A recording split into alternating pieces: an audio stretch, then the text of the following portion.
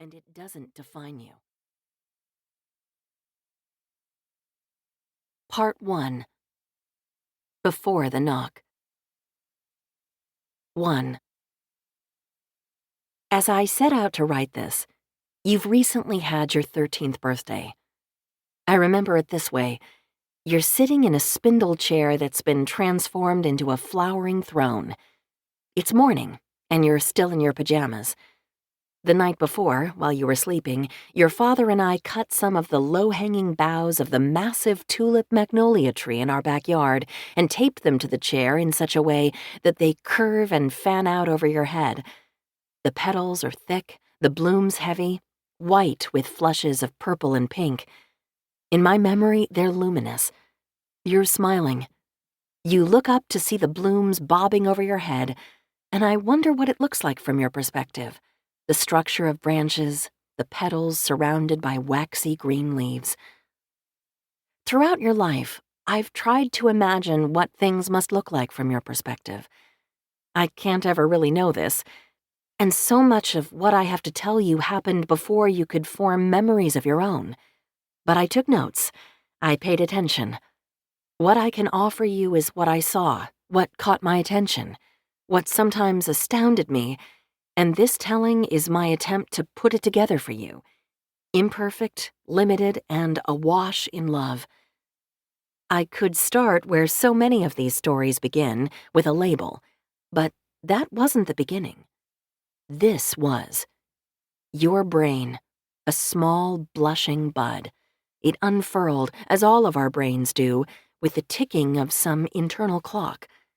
On cue, certain areas began their quiet work of becoming.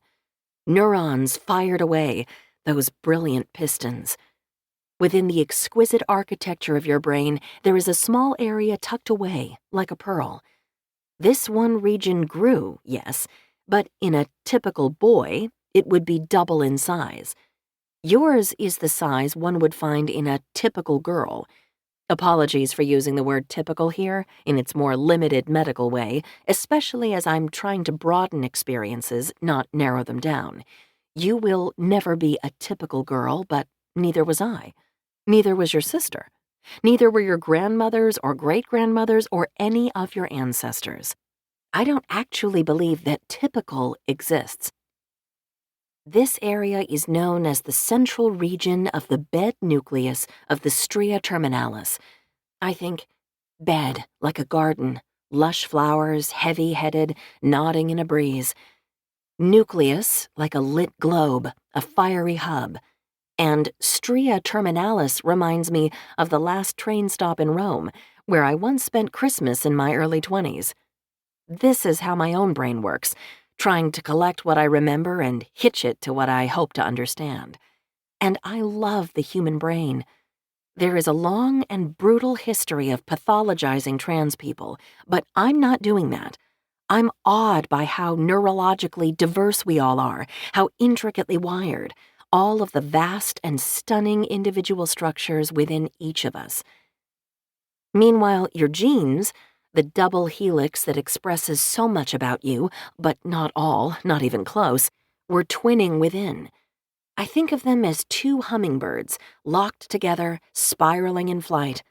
More than 100 genes, that we know of so far, are part of the process that created your gender identity.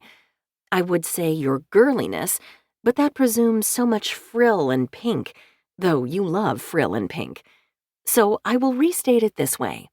More than 100 genes so far are known to be part of the process of creating your girlness, a tough knot of self-knowledge that exists within a larger framework, your girlhood. For a long time, we thought that a child's chromosomes were either XX or XY. We once thought so many things, before microscopes made the invisible visible, before telescopes exposed us to a vast universe, before MRIs and fMRIs lit up our brains, which are vast universes in and of themselves. Now we know there are XXX and XXY and XYY, and 1 out of every 100 infants is born with deviations from the typical male and female anatomy. 1 in every 2,000 is so...